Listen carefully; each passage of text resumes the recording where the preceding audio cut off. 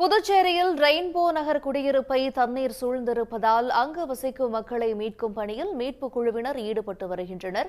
கூடுதல் தகவல்களை செய்தியாளர் மகாராஜனிடம் கேட்கலாம். மகாராஜ பாண்டி, இப்போ அங்க மீட்பு பணிகள் எந்த அளவுக்கு இருக்கு? குடியிருப்புல எவ்வளவு பேர் இருப்பாங்க? முகாம்கள் பக்கத்தில் எங்கெங்கெல்லாம் அமைக்கப்பட்டிருக்கு?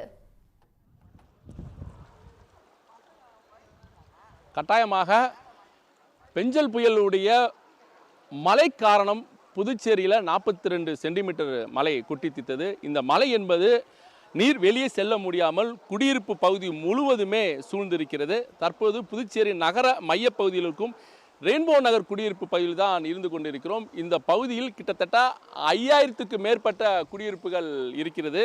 இங்குள்ள மக்கள் வெளிவரும் இப்போ நீங்கள் எங்கே போகிறீங்க? இப்போ நீங்கள் மழை நீரில் அங்கேருந்து அவ்வளோ தூரம் நீங்கள் நடந்து வரீங்க. இப்போ நீங்கள் எங்கே போகிறீங்க? பால் பாக்கெட் கடைக்கு தான் பார்க்க போகிறோம் சார். இப்போ உங்கள் வீடெலாம் எப்படி இருக்குது? வீட்டில் இருக்கவங்களாம் எப்படிமா இருக்காங்க? எங்கள் வீடு கொஞ்சம் படியளவுக்கு தண்ணி வந்துருச்சு தான் சார். ரொம்ப கஷ்டமாக இருக்குது. பிள்ளைங்கள வச்சு ரொம்ப கஷ்டப்படுறோம். மழை அந்தமாரி இது பண்ணிடுச்சு. இங்கு உள்ள குடியிருப்பு வாசிகள் தங்களது வீட்டுக்குள் தண்ணீர் நேற்று இரவே உள்ளே புகுந்தது. இந்த தண்ணீர் என்பது தற்போது வரை வெளியே செல்லவில்லை. இதனால் என்ன செய்வது என்று தெரியாமல் அவர்கள் தவித்து கொண்டு தங்களது உறவினர்கள் நண்பர்கள் வீட்டுக்கு தான் சென்று கொண்டிருக்கிறார்கள். அந்த காட்சிகள் தான் நீங்கள் நேரடியாகவே பார்க்கலாம். ஏன்னா நீங்கள் இந்த மழை தண்ணீர்லையும் குடும்பத்தோட போறீங்க. எங்கன்னே போறீங்க? சொந்தக்கார வீட்டுக்கு போகிறாங்க. முத்தால்பேட்டை வரைக்கும் போகிறேன். முத்தால்பேட்டை இங்கே 2 கிலோமீட்டர் தூரம் இருக்கு. 2 கிலோமீட்டர் தண்ணியிலே போறீங்களா? வண்டி ஆமாங்க. என்னாச்சு உங்க வீட்டில் என்ன பிரச்சனை? ஃபுல்லாக தண்ணி பூந்துருச்சுங்க. இந்த நேற்று தண்ணி எப்போ வந்துச்சு? உங்க வீட்டு சூழ்நிலை இப்போ எப்படின்னு இருக்கு? நேற்று 8-9 மணிலேருந்து தண்ணிங்க ஃபுல்லாக ரொம்பிச்சு. வீடு ஃபுல்லாக ரொம்பிச்சு. மொட்டைத்தோப்பு ஆர்வி நகர் மொட்டைத்தோப்பு இருக்குதுல்ல, குவார்டர் ஃபுல்லாக ஃபுல்லாக ரொம்பிச்சு. அதுக்கப்புறம் தண்ணீரை அகற்றுறதுக்கு அதிகாரிகள் யாரும் வரலையா? இப்போ இன்னைக்கு காலையில் எப்படி இருக்கு? எல்லாம் தண்ணி அப்படி தான் இருக்குது. ஒன்றும் யாரும் வரல. ஏன்னா ஃபுல்லாக பாஞ்சேரி ஃபுல்லாக தண்ணி இருக்குதுல்ல, அதனால் அவங்களே குறை சொல்லக்கூடாது. அது புதுச்சேரி குடியிருப்பு பகுதி என்பது ரெயின்போ நகர் மட்டுமல்லாமல் ரெயின்போ நகர் அருகே இருக்கும் வெங்கட்டா நகர், கிருஷ்ணா நகர், மொட்டைத்தோப்பு பகுதி, அப்புறம் அங்கேயும் ஒரு 5000 குடியிருப்பு இருக்குது. கிட்டத்தட்ட 10,000க்கு மேற்பட்ட குடியிருப்பு பகுதியில் மழைநீர் தேங்கியிருப்பதால் பொதுமக்கள் பாதிக்க மட்டும் அல்லாமல் வெளியே வர முடியாமல் தவித்து கொண்டிருக்கிறார்கள். அவர்களை மீட்க வேண்டும், எங்கள் உறவினர்களை மீட்டு தாருங்கள் என்று பாதிக்கப்பட்ட பொதுமக்களுடைய உறவினர்கள் கோரிக்கை வைத்திருக்கிறார்கள். அதன் அடிப்படையில் தற்போது புதுச்சேரிக்கு இராணுவ படை வந்திருக்கு. இராணுவ படையுடன் தீயணைப்புத்துறை வீரர்களும் சேர்ந்து கிருஷ்ணா நகரில் குடியிருப்பு பகுதிகளில் வீட்டுக்குள்ளே இருப்பவர்களை மீட்கும் பணியில் அவர்கள் தீவிரமாக ஈடுபட்டிருக்காங்க. இது மட்டுமல்லாமல் குடியிருப்பு பகுதியில் இருக்கும் தற்போது நாம் இருக்கும் இந்த பகுதியில் தங்களது குழந்தைக்கு பால், பிஸ்கட், பால் பவுடர் வாங்குவதற்காக இந்த மழை வெள்ளத்திலையும், அதாவது குடியிருப்பு பகுதியில் சூழ்ந்திருக்கும் மழை வெள்ளத்திலையும் அவர்கள் நீந்தியபடி தான் வந்த வண்ணமாக இருக்கிறார்கள். எங்கே பார்த்தாலும் வெள்ள காட்சியாக தான் காட்சியளிக்கிறது. மக்கள் மிகுந்த அவதிதான் இருக்கிறார்கள். எதற்காக இந்த மழைநீர் சூழ்ந்தது என்று எங்களுக்கு தெரியவில்லை. நாங்கள் என்ன செய்வது என்ற ஒரு சூழ்நிலை தான் இருக்கிறாரு. தற்போது ஒரு குடியிருப்பு வாசி இருக்காங்க, அவங்ககிட்ட கேட்கலாம். ஏன்னா இந்த மலைப்பகுதியை நீங்கள் சுற்றிக்கிட்டு இருக்கீங்களே, ஏன் எங்கே போகணும் நீங்கள்? அதாவது நாங்கள் சின்னகடை பகுதியில் இருக்கிறாங்க, மணிகுண்டுக்கிட்ட. இந்த இடம் கேள்விப்பட்டு ரொம்ப நாஸ்தி ஓவராக இருந்தது. இங்கே நாங்கள் என்ன ஒரு 5-6 பேர் சேர்ந்து மக்களுக்கு உதவி பண்ணலான்னு சொல்லிட்டு வந்தோம். அந்த காரில் இப்போ நவுத்தி விட்டு எல்லாத்தையுமே இந்த குழந்தைங்களாம் போனாங்க, அவங்கள மாட்டிக்கினாங்க, அவங்கள தள்ளி விட்டுனாங்க. ஆனால் ரொம்ப ஓவராக இருக்குது. இந்த பகுதியில் ரொம்ப அதிகமாக இருக்குது. இந்த அரசு நடவடிக்கை எடுத்து நல்ல மரியாதை ஒரு நிவாரணம் ஏதாவது கொடுக்கணும். தண்ணி சூழ்வதற்கு என்ன காரணம்? ஏன்னா பாண்டிச்சேரியில் ரெயின்போ நகர் மட்டும் இல்லை, புதுச்சேரி முழுவதுமே இந்த தண்ணி தேங்கி இருக்கு. அது என்ன காரணம்னா இந்த அரசானது பார்த்தீங்கன்னா அந்த காலத்து வேண்டிய கட்டாயமான நடவடிக்கைகளை சரியாக எடுக்கிறது கிடையாது. அது ஒழுங்காக அந்த குப்பை இதெல்லாம் சரியாக எடுத்துருந்தாலும் அந்த குழு அமைச்சு பண்ணாலும் சரியாக இருக்கும். அந்த நேரத்தில் தான் இவங்க சரியாக பண்ணுறாங்களா தவிர மாத்திரம் எதுவும் பண்ணுறது கிடையாது. வர யாராக இருந்தாலும் சரி தான். அது நீங்கள் இந்த பகுதி சேர்ந்தவங்க, இந்த கிட்டத்தட்ட ஒரு 10,000 குடியிருப்பு இங்கே இருக்குது. மக்கள்லாம் வீட்டில் இருக்காங்க, அவங்க வெளியே வர முடியாமல் தவிச்சிட்டு இருக்காங்க. இப்போ அவங்க சூழ்நிலை எப்படி இருக்குது? அவங்கள மீட்பு பணியில் நீங்களாம் எப்படி ஈடுபட்டிருக்கீங்க? சார், இப்போ நாங்கள் இருக்கிறோமா குமரூர் பாலத்தில் நாங்கள் இருக்கிறோம்ங்களா, அந்த இடத்துல இது வரைக்கும் நான் 48 வருஷம் ஆகுது சார். நான் இது நெல்தோப்புலேருந்து இந்த மாதிரி தண்ணி நான் பார்த்தே கிடையாது. இப்போ யாரும் பக்கத்து கூட போக முடியல. ஏன்னாக்கா அங்கே தான் நிற்கிறாங்க. தண்ணி உள்ளே போயிடுச்சு. போகிறதுக்கு ஒரு வெளியில் பங்கடிக்கு போகிறதுக்கு கொடுத்த வழி கிடையாது. அதே இடத்துல நிலத்தண்ணி ஒரு பால் பாக்கெட் கூட வாங்கின்னு ஒரு டீ போடலான்றத கூட ஒரு இது கிடையாது சார். அது இல்லாமல் இன்னொரு விஷயம் சார், இது முக்கியமானது, இந்த தண்ணி வந்து இந்த தண்ணி வருது, இந்த கலர் தண்ணி இது எங்கேருந்து சார் வருது? இது இந்த தண்ணி வந்து இந்த மாதிரி மழை பெஞ்சு இந்த கலரில் தண்ணி வந்ததே கிடையாது. செம்மண்ணு கலரில் இந்த தண்ணி இந்த மாதிரி வந்ததே கிடையாது.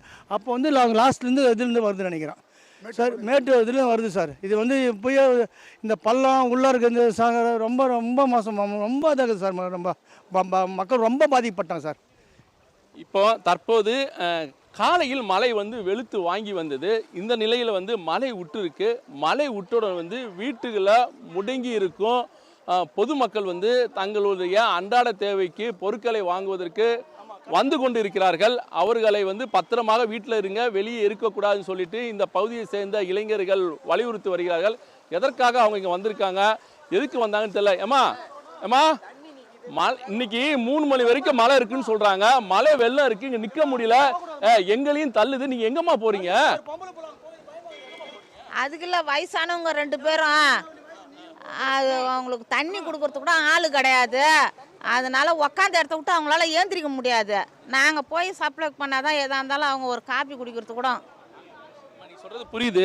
இதை வந்து நீங்க வந்து நம்ம உள்ளாட்சித்துறை, தீயணைப்பு துறையெல்லாம் இருக்காங்களா, போலீஸ் சட்டம் இருக்காங்களா, அவங்க கிட்ட நீங்க தொடர்பு கொண்டு சொன்னீங்கன்னா அவங்க போய் மீட்டு கொண்டு வருவாங்க. வீட்டில் இருக்காங்க, அவங்கள மீட்டு கொண்டு வருவாங்க. இங்க பள்ளம் இருக்கு, அங்க பாருங்க தண்ணி எப்படி போகுது. நீங்க போனீங்களா நீங்க மாட்டிக்கிடுவீங்க. இங்க போகக்கூடாதுன்னு இங்க பாருங்க எல்லா இடத்துலயும் வந்து போக்குவரத்தையும் பொதுமக்கள் செல்லக்கூடாதுன்னு நிப்பாட்டி வச்சிருக்காங்க. நீங்க வந்து வந்த வழியிலே நீங்க போயிருங்க. எதனாலும் உதவினாலும் நீங்க போலீஸ் கிட்டையும் நகராட்சி அதிகாரிட்டையும் நீங்க பாருங்க, நீங்க மாட்டிக்கிடாதீங்க. மழை விட்ட பிறகு பொதுமக்கள் தங்களது உறவினர்கள், தங்களுடைய